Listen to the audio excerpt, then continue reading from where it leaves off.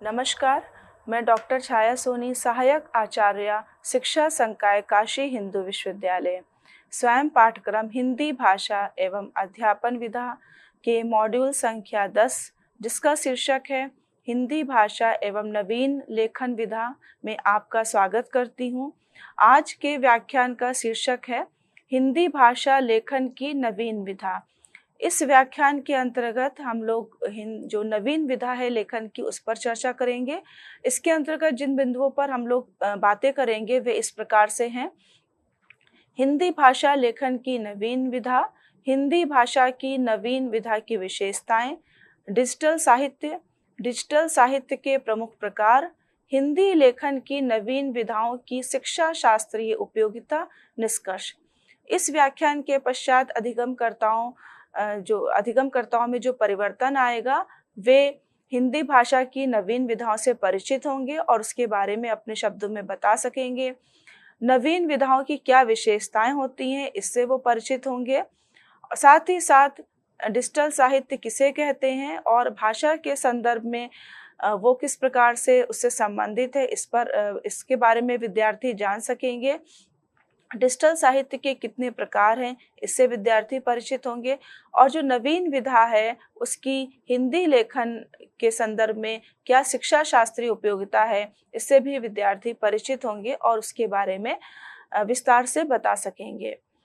हिंदी भाषा भारतीय संस्कृति, सांस्कृतिक चेतना और संप्रेषण का एक सशक्त माध्यम है, जो न केवल साहित्यिक अभिव्यक्ति का साधन है बल्कि सामाजिक संवाद, प्रशासनिक कार्य और शैक्षिक अनुशासनों में भी अपनी गहरी उपस्थिति दर्ज कराती है।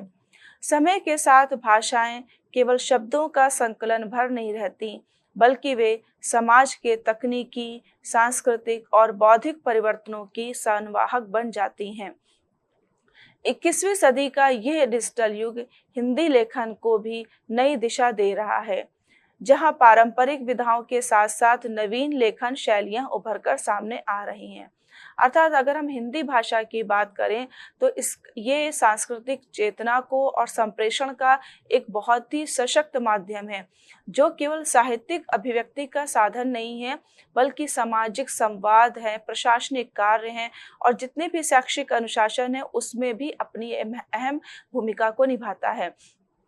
समय के साथ साथ भाषाएं जो है वो केवल शब्दों का संकलन भर नहीं रहती कि अगर ये कहा जाए कि भाषाएं जो हैं वो भाषा का तात्पर्य केवल शब्दों का सम्मिश्रण है या उसका एक सम्मिलित रूप है, ऐसा नहीं है, बल्कि समाज में जिस प्रकार के परिवर्तन हो रहे हैं, तकनीकी परिवर्तन हो रहे हैं, सांस्कृतिक परिवर्तन हो रहे हैं, बौद्धिक परिवर्तन हो रहे हैं, उनकी भी संवाहक बन जाती है।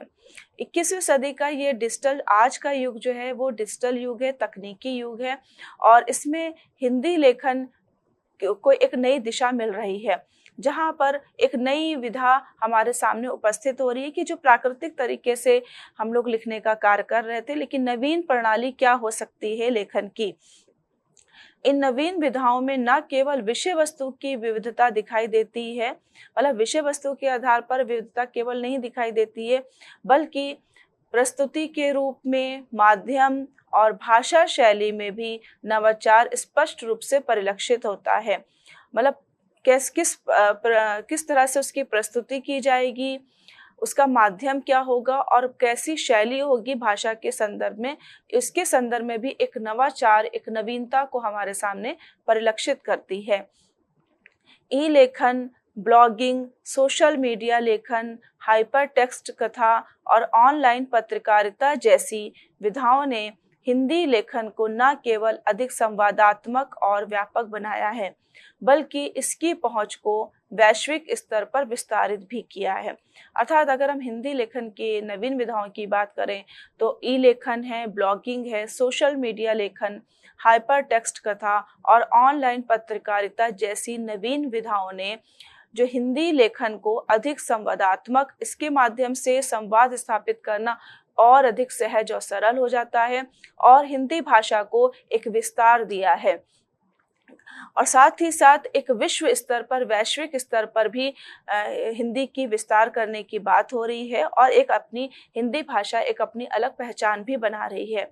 ऐसी स्थिति में हिंदी भाषा शिक्षकों, शोधकर्ताओं और विद्यार्थियों के लिए यह अति आवश्यक हो जाता है कि वे हिंदी लेखन की इन समकालीन विधाओं को समझें, उनका विश्लेषण करें और उन्हें शिक्षण अधिगम की प्रक्रिया में सक्रिय रूप से सम्मिलित करें। अर्थात शिक्षक को जो नवीन विधाएं चली हैं लेखन की, उससे परिचित होना चाहिए। जो भी समकालीन विधाएं हैं उससे परिचित होकर के उसके आधार पर कैसे लेखन का कार्य किया जाए, इसको समझे, उसका विश्लेषण करें और अपनी जो शिक्षण अधिगम की प्रक्रिया है उसको और अधिक सक्रिय रूप से संचालित करने का कार्य करें। हिंदी भाषा लेखन की नवीन विधा, इसकी अगर हम परिभाषा देखें तो इस प्रकार से है, जो अपने शब्दों में कही जा सकती है कि हिंदी लेखन की नवीन विधा वे आधुनिक शैलियां हैं जो पारंपरिक साहित्यिक ढांचे से भिन्न होते हुए डिजिटल और सामाजिक बदलाव के प्रभाव में विकसित हुई हैं। अर्थात वे आधुनिक शैलियां हैं। शैलियों की बात हो रही है, किस तरीकों की बात हो रही है, जो पारंपरिक साहित्यिक ढांचा था, एक जो परंपरा के आधार पर साहित्य की रचना होती थी, उस तरीके से भिन्न होते हुए एक तकनीकी युग के आधार पर जो समाज में बदलाव हो रहे हैं उनके प्रभाव को विकसित करती है तथा जो बहुविध माध्यमों जैसे blog, email, social media, online पत्रकारिता आदि में अभिव्यक्ति का अवसर प्रदान करती है। अर्थात ये कह सकते हैं कि इस प्रकार की लेखन शैलियां हैं और उन लेखन शैलियों का प्रभाव हम लोग ब्लॉग के रूप में, ईमेल के रूप में, सोशल मीडिया, ऑनलाइन पत्रकारिता आदि के माध्यम से व्यक्ति अपने भावों, विचारों को व्यक्त करता है। तो इस प्रकार से एक नवीन शैली विकसित हुई है जो कि भाषा के संदर्भ में या भाषा के क्षेत्र में अपनी एक अहम भूमिका भी निभाती है। हिंदी लेखन की नवीन विधा का तात्पर्य उस परिवर्तनशील साहित्यिक धारा से है, एक ऐसी धारा जो परिवर्तनशील है और साहित्यिक धारा है, जो बदलते समय, समाज और संप्रेषण माध्यमों के अनुरूप भाषा की नई भूमिकाओं को रेखांकित करती है। अर्थात समाज में, समय में बदलाव आ रहे हैं तो उसके अनुसार से हमारे संप्रेषण के जो माध्यम है उसमें भी परिवर्तन हो रहा है।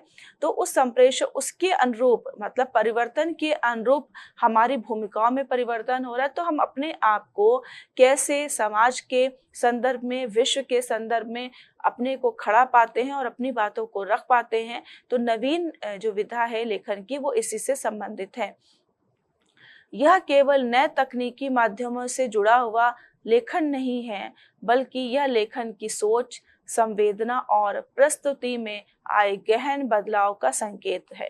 अर्थात केवल नई तकनीकों का प्रयोग हम लेखन कार्य में कर रहे हैं ऐसा नहीं है, बल्कि व्यक्ति की सोच में भी बदलाव आया है, लेखन कला में बदलाव आया है, संवेदनाओं में बदलाव आया है और परिस्थिति के संदर्भ में जो प्रस्तुतिकरण हो रहा है उसमें भी बदलाव आ रहा है।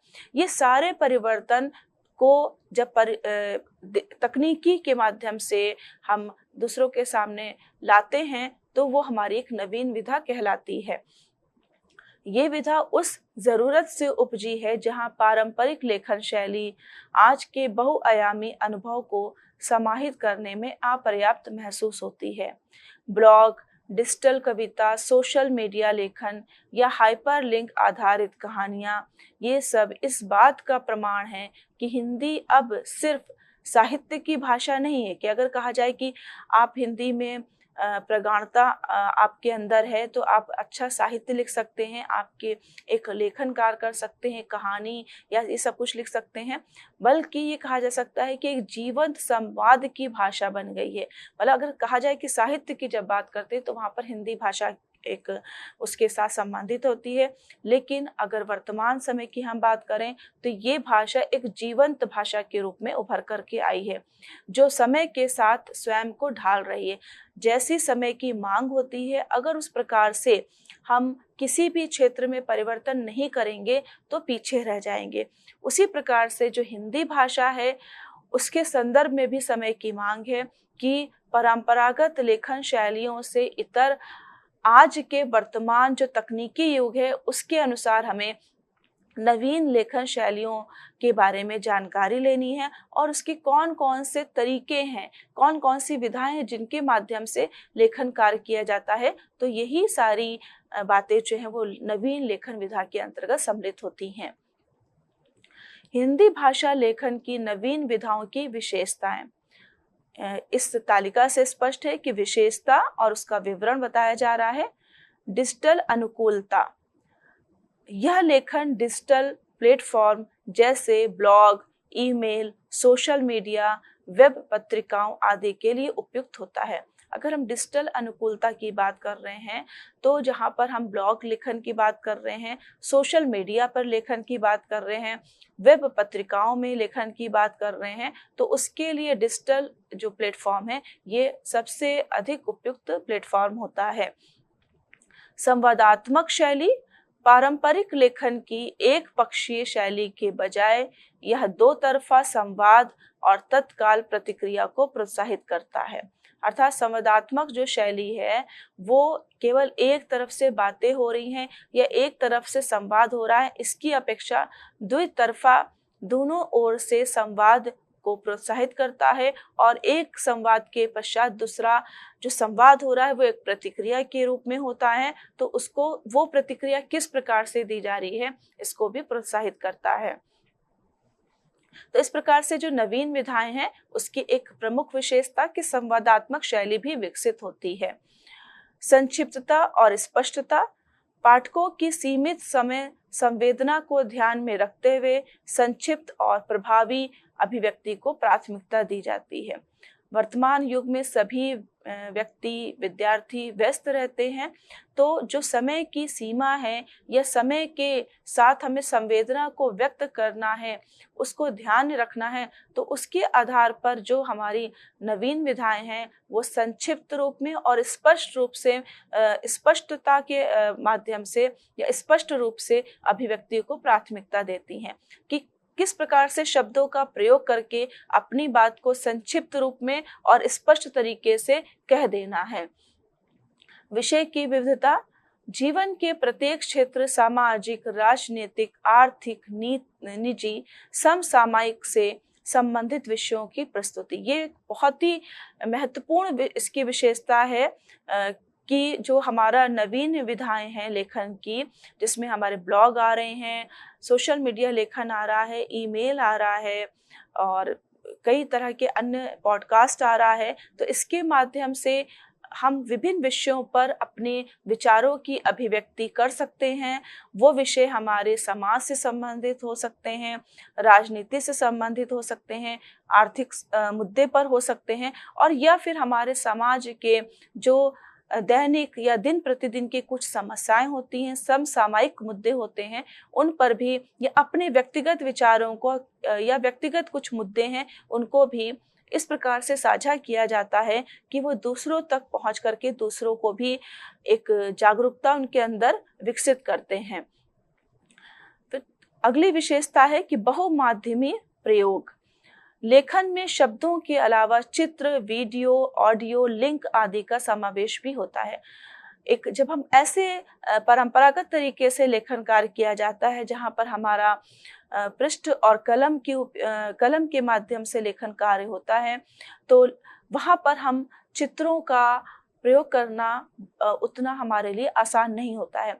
लेकिन जब हम डिजिटली लेखन कार्य करते हैं तो एक बहुमाध्यमी प्रयोग है, कई सारे माध्यम होते हैं जिसके द्वारा अपनी बात को कहा जाता है।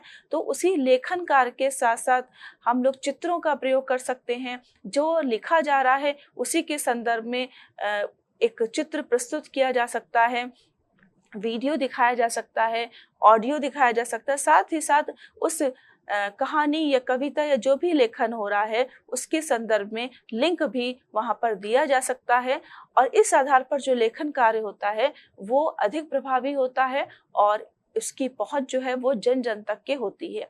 तो भाषा के संदर्भ में, हिंदी भाषा के संदर्भ में अगर हम लेखन की बात करें तो डिजिटल लेखन जो है या हमारा जो ई लेखन है वो वर्तमान समय की एक महत्वपूर्ण आवश्यकता हो जाता है। और ये सारी जो विशेषताएं हैं नवीन विधाओं की, ये सारी विशेषताएं हमारे लेखन कार्य को और अधिक प्रभावी बनाने में एक अहम भूमिका निभाती हैं। पाठ केंद्रित अभिव्यक्ति होती है। लेखन की भाषा, शैली और विषय वस्तु को पाठकों की रुचि और प्रतिक्रिया के अनुसार ढाला जाता है। अर्थात पाठ केंद्रित अभिव्यक्ति, पाठक क्या पढ़ना चाहते हैं, पाठक क्या सुनना चाहते हैं, उनकी रुचि को ध्यान में रख करके जो भी प्रतिक्रियाएं दी जाती हैं और उन प्रतिक्रियाओं के अनुसार भाषा शैली का प्रयोग किया जाता है। त्वरित प्रकाशन और वितरण, बिना पारंपरिक प्रकाशन प्रक्रिया के रचना के तुरंत बाद ही उसे व्यापक रूप से साझा किया जा सकता है। ये भी एक इसकी बहुत ही अहम विशेषता है कि जैसे ही हमारा लेखन कार्य समाप्त हुआ, तुरंत हमारा लेखन कार्य जो है वो एक प्रकाशित हो जाता है। इसमें समय की बचत होती है, क्योंकि जो पारंपरिक प्रकाशन का तरीका है उसमें समय लगता है, और यहाँ पर जो हमारा नवीन विधाओं के माध्यम से या डिजिटल युग में जो हमारा प्रकाशन होता है, उदाहरण के लिए कह सकते हैं कि अमेज़न पर तुरंत आपकी पुस्तक है लिखी गई है और अमेज़न पर वो तुरंत आपके 1-2 दिन में उपलब्ध हो जाती है।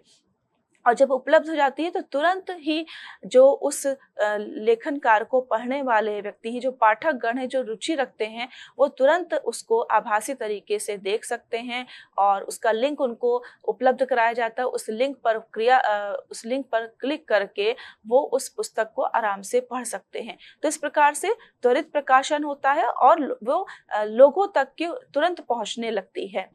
रचनात्मक स्वतंत्रता, लेखक को विषय, शैली, भाषा, माध्यम चुनने की पूरी स्वतंत्रता मिलती है। कोई निर्धारित नियम नहीं होता है। वो अपनी व्यक्तिगत इच्छा के अनुसार, विषय वस्तु के अनुसार जो लेखन कार्य कर रहा है, विषय का चयन कर सकता है, शैली का चयन कर सकता है, भाषा का चयन कर सकता है, शब्दों का चयन कर सकता है। अर्थात वो पूरी तरह से स्वतंत्र है कि लेखन कार्य वो किस प्रकार से करे, जिससे कि अधिक से अधिक लोगों तक के वो लेखन कार्य पहुंच सके, उसका विस्तार हो सके। समकालीनता, यह लेखन वर्तमान समय, घटनाओं, तकनीक और जन चेतना से जुड़ा होता है। जो नवीन विधा है हिंदी भाषा लेखन की, जो तकनीकी युग में लेखन कार्य चल रहा है, तो वो लेखन जो है समकालीनता से अधिक जुड़ा हुआ होता है।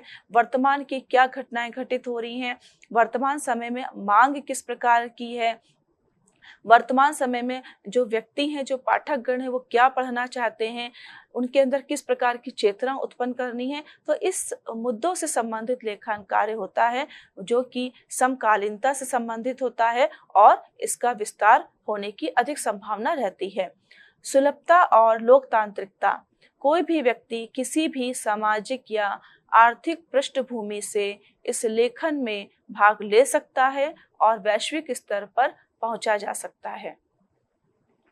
हिंदी लेखन की नवीन विधाओं के प्रकार, नवीन विधाओं के प्रकार इस प्रकार से हैं। गद्य की नवीन विधाएं और डिजिटल साहित्य लेखन। तो गद्य की नवीन विधाएं संस्मरण, रेखाचित्र, आत्मकथा, जीवनी, यात्रा वृतांत, गद्य, काव्य, दलित साहित्य। और डिजिटल साहित्य लेखन की अगर हम बात करें, जो तकनीकी युग में लेखन चल रहा है, वो ई पुस्तकें, ब्लॉग लेखन, सोशल मीडिया लेखन, हाइपर टेक्स्ट फिक्शन, ऑनलाइन कविता या कहानी लेखन, पॉडकास्ट, ऑनलाइन पत्रकारिता, ईमेल, ई पत्र लेखन, SMS लेखन। अर्थात यहाँ पर नवीन विधाएं की जो नवीन विधाएं हैं, उसमें जो लेखन का कार्य चल रहा है, तो लेखन के कार्य में हम नवीन शैलियों को अपनाते हुए संस्मरण भी लिख सकते हैं, रेखाचित्र भी लिख सकते हैं, आत्मकथा भी लिख सकते हैं और जीवनी, किसी व्यक्ति के जीवन के बारे में भी विस्तार से बताया जा सकता है, जिससे कि वो, अगर हम सोशल मीडिया का प्रयोग करेंगे तो वो तुरंत, अगर किसी व्यक्ति के बारे में बताया जा रहा है तो वो तुरंत लोगों तक उसकी पहुंच हो जाएगी और लोग उसके बारे में, उस व्यक्ति के व्यक्तित्व के बारे में एक तुरंत उसका पढ़ पाएंगे, समझ पाएंगे और अपने विचारों की अभिव्यक्ति कर पाएंगे। यात्रा वृत्तांत को भी हम लोग शामिल करते हैं अपने नवीन विधा के अंतर्गत, क्योंकि कहीं की भी हम पर्यटक स्थल पर जाते हैं, वहाँ पर जिस प्रकार का अनुभव हुआ है उन चीज़ों को हम लोग तुरंत अपने सोशल मीडिया पर साझा करते हैं। यहाँ तक कि जब हम उस पर्यटक स्थल पर हैं तो पल पल की जो हमारे गतिविधियां हो रही हैं उनको हम लोग साझा करने का प्रयास करते हैं और लोगों तक उसको पहुंचाते हैं कि वो वहाँ से परिचित हो, वहाँ की संस्कृति से, वहाँ के वातावरण से वो परिचित हो। तो इस प्रकार से कि जो डिजिटल साहित्य लेखन है वो एक तरीका है और उन तरीकों के अंतर्गत हम जो भी हमारी गद्य की नवीन विधाएं उनको भी हम वहाँ पर सम्मिलित करते हैं और उन विधाओं के माध्यम से हम लोगों तक अपनी बात को, अपने भावनाओं को, अपने विचारों को, अपने अनुभवों को साझा करने का प्रयास करते हैं। गद्य काव्य में कहानियां लिखी जा सकती हैं, उपन्यास लिखे जा सकते हैं, दलित साहित्य, दलितों से संबंधित बहुत सारे काम हो रहे हैं तो उनको हम लोग ऑनलाइन पत्रकारिता या सोशल मीडिया लेखन के थ्रू हम लोग दलित साहित्य की में क्या कहा जा रहा है, किस तरह से उसका विकास हुआ और आज के संदर्भ में वो किस प्रकार से हमारे लिए एक कह सकते हैं कि हमारे लिए खड़ा हुआ है, तो उसके बारे में भी बताया जा सकता है। और डिजिटल साहित्य ये एक हमारे लिए माध्यम का काम करते हैं। डिजिटल साहित्य लेखन हिंदी लेखन की एक ऐसी नवीन विधा है जो तकनीक और रचनात्मकता के संगम से उत्पन्न हुई है। ये विधा पारंपरिक छपे हुए साहित्य की सीमाओं को पार कर लेखन को डिजिटल मंच जैसे ब्लॉग, वेबसाइट, सोशल मीडिया, ई पुस्तकें और पॉडकास्ट आदि के माध्यम से नया आयाम देती हैं।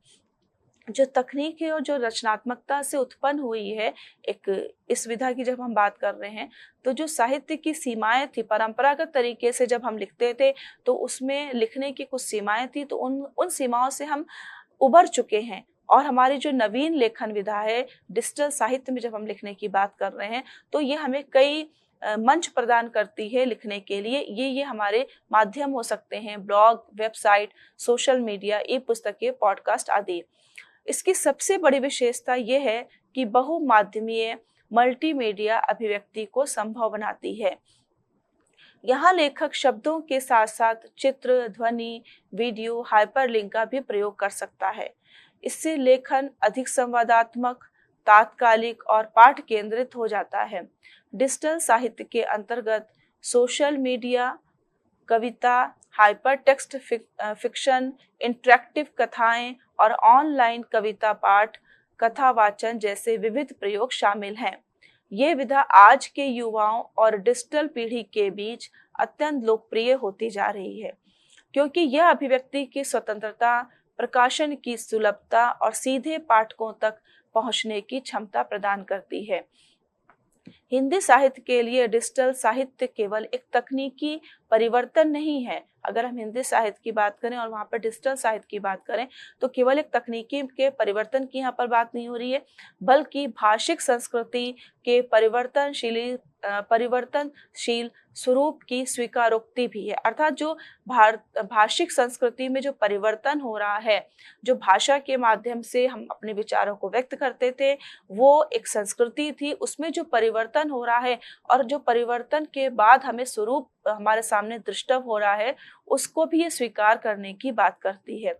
जहाँ साहित्य अब सीमित नहीं बल्कि सार्वभौमिक, लचीला और खुला मंच बन चुका है। अर्थात पहले जो साहित्य लिखा जाता था वो पुस्तकों तक सीमित रहता था और जब पुस्तकें छप जाती थी तो जिनकी वास्तव में उसमें रुचि होती थी वो उसको जो उसके स्रोत होते थे वहां से लेते थे और पढ़ने का काम करते थे। लेकिन जब हम डिजिटल युग की बात कर रहे हैं तो यहाँ पर जो साहित्य है वो जन जन तक उसकी पहुंच हो जा रही है और उस साहित्य को पहुंचाने के, उस साहित्य के लेखन को पहुंचाने के जो बहुत सारे हमें डिजिटली मंच मिले हुए हैं और उन मंचों के माध्यम से हम अपनी शैक्षिक गतिविधियों को, शैक्षिक साहित्य को पहुंचा सकते हैं, कुछ ऐसे हमारे मंच है जहाँ पर हम मनोरंजक साहित्य जो है उसको पहुँचा सकते हैं। तो इस प्रकार से जो डिजिटल साहित्य लेखन है वो एक खुला मंच है, और जहाँ पर हम विभिन्न तरीकों को अपना करके अपनी भावनाओं को, व्यक्तिगत भावनाएं, शैक्षिक भावनाएं, सांस्कृतिक भावनाएं, उन लोगों को, उन सबको जन जन तक पहुंचाने का कार्य कर सकते हैं। इस रूप में डिजिटल साहित्य हिंदी लेखन की समकालीन चेतना और नवाचार की प्रतीक विधा है। अर्थात समकालीन चेतना, आज के समय में चेतनता की जब हम बात करते हैं तो उसमें अगर हम चेतनता की बात करते हैं तो हमारा डिजिटल साहित्य हिंदी लेखन एक सर्वप्रथम हमारे सामने आता है। डिजिटल साहित्य लेखन के प्रमुख प्रकारों की बात हो रही है और उसके संक्षिप्त विवरण की बात हो रही है, और उससे संबंधित उदाहरण भी यहाँ पर दिए जा रहे हैं। पहला प्रकार है ई बुक या ई पुस्तकें। इसका संक्षिप्त विवरण इस प्रकार से है कि डिजिटल स्वरूप में पढ़ी जाने वाली पुस्तक। उदाहरण, किंडल या पीडीएफ फॉर्मेट में उपन्यास उत्पन्न होना। ब्लॉग लेखन किसे कहते हैं?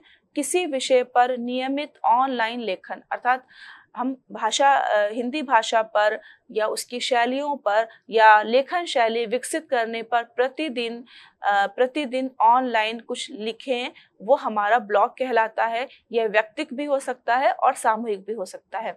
उदाहरण इसका है कि हिंदी जोन ज्ञान दत्त पांडे का ब्लॉग, अर्थात जो ज्ञान दत्त पांडे हैं वो हिंदी के संबंध में प्रतिदिन कुछ ना कुछ लिखते हैं और वो साझा करते हैं। सोशल मीडिया लेखन, फेसबुक आदि पर कविता, विचार, सुक्तियां प्रस्तुत करना। फेसबुक के माध्यम से हम अपनी कविताओं को या दूसरे लेखकों की कविताओं को, विचारों को सामने रखते हैं, और उसका उदाहरण जैसे इंस्टा पोएट्री, फेसबुक लेखन आदि।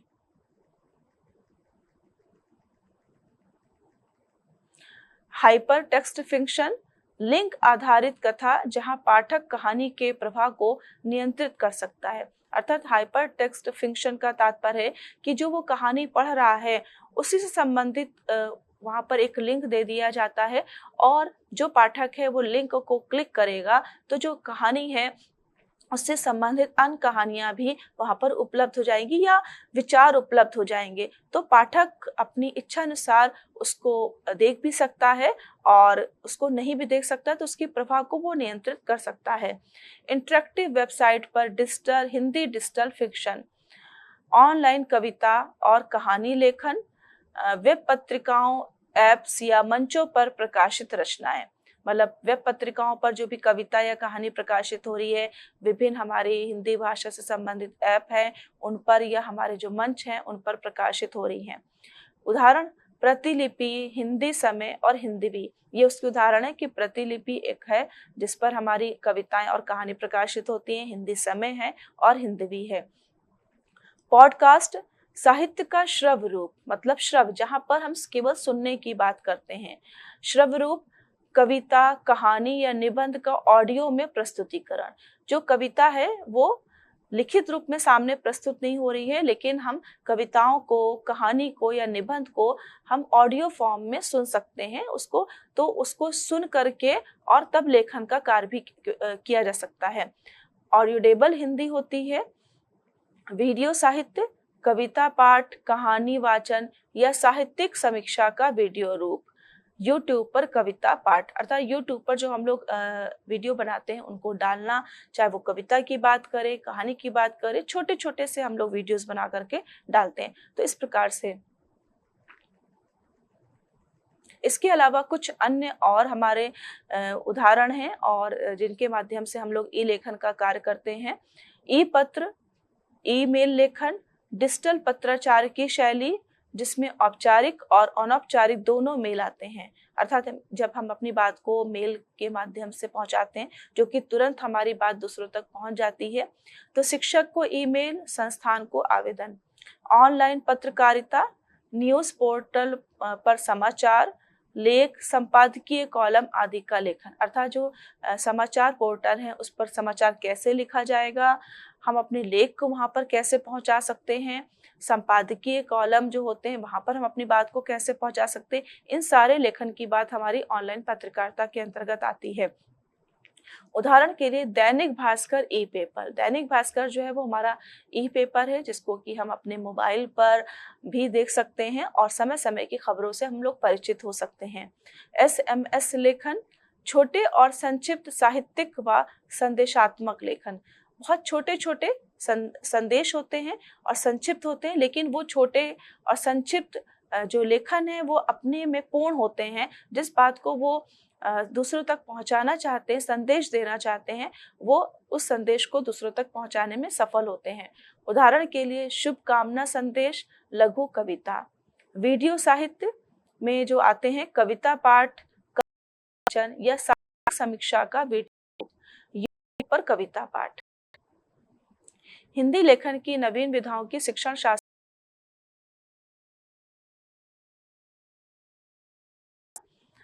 नवीन लेखन विधाएं जैसे ब्लॉग लेखन, सोशल मीडिया लेखन, ईमेल लेखन हिंदी भाषा शिक्षण को उन रूपों से जोड़ बन चुके हैं। जब विद्यार्थियों को उनकी परिचित डिजिटल दुनिया में भाषा का अभ्यास कराया जाता है तो उनका रुचि स्तर और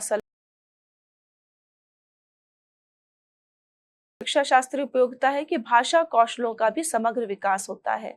भाषा कौशल इस तालिका में देख सकते हैं कि भाषा कौशल जो हमारे लेख करते हैं उससे संबंधित है और उससे संबंधित हमारी नवीन विधाएं जो दी गई उनमें हर भाषा कौशल के संबंध में उससे लाभ क्या हमें मिलते हैं इसके बारे में रचनात्मक, औपचारिक, संवादात्मक लेखन का अभ्यास होता है। पठन कौशल के अंतर्गत ऑनलाइन लेख, ब्लॉग,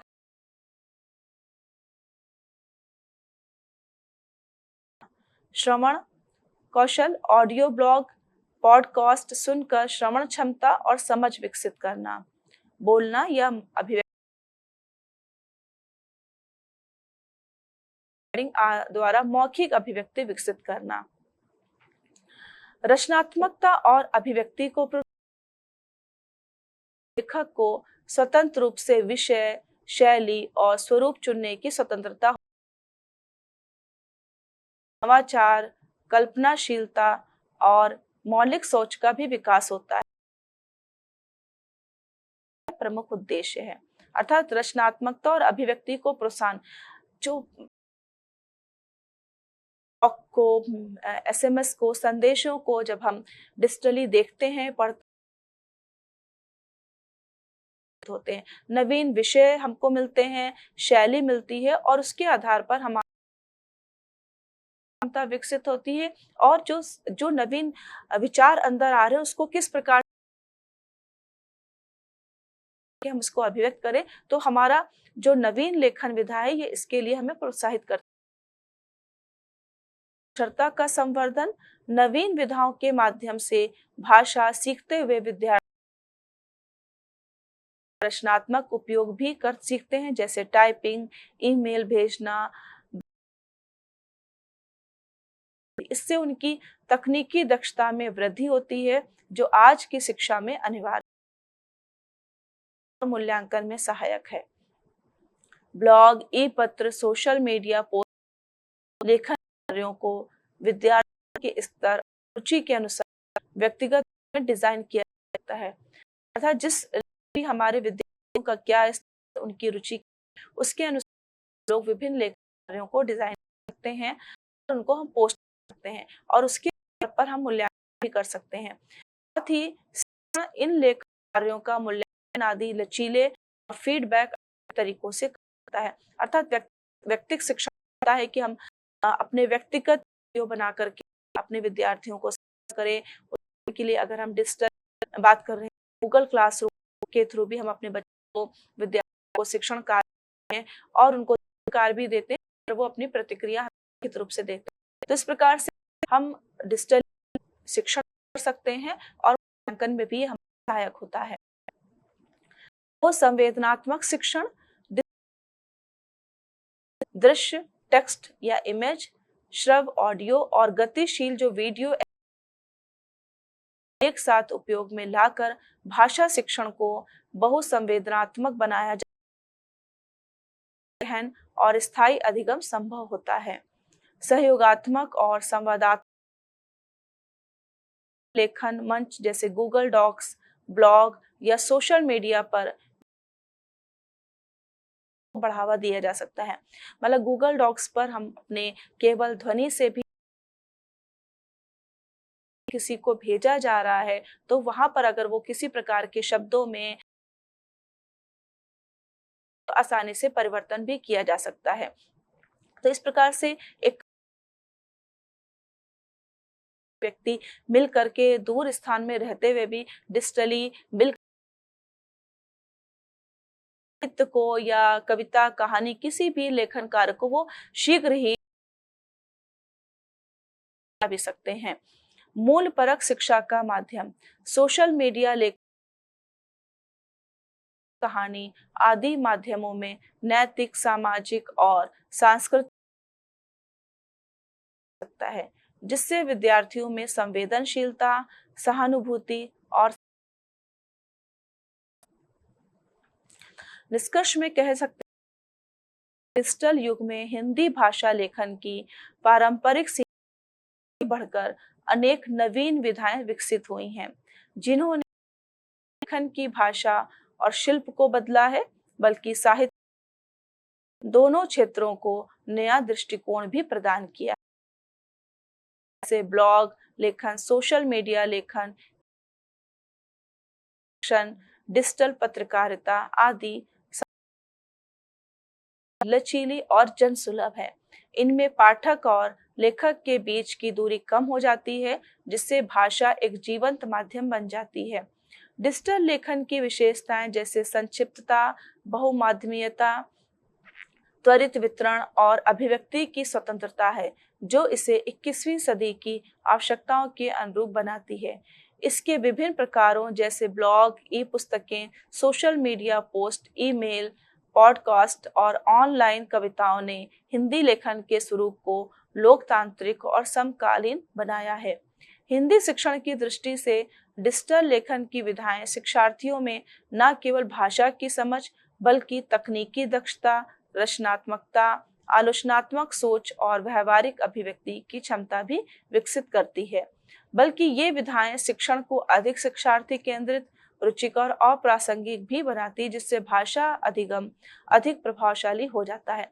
इस प्रकार हिंदी लेखन की नवीन विधाएं न केवल भाषा की प्रकृति और उपयोग को विस्तार देती हैं, बल्कि शिक्षण में नवाचार, आधुनिकता और सृजनशीलता के नए द्वार भी खोलती हैं।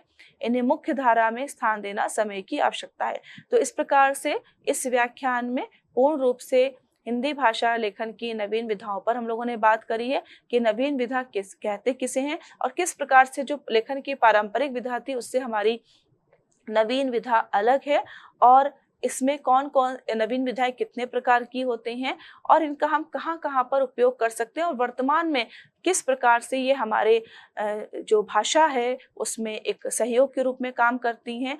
और क्योंकि भाषा विचारों के आदान प्रदान का एक साधन है, तो जब हम ई लेखन नवीन विधाओं का प्रयोग करते हैं तो इन नवीन विधाओं के माध्यम से उचित भाषा का प्रयोग करते हुए अपने विचारों को हम सहजता से, सुलभता से और कम समय में और कम खर्च के साथ दूसरों तक पहुंचा सकते हैं। आशा है ये व्याख्यान आपके लिए अति फलदायी हुआ होगा।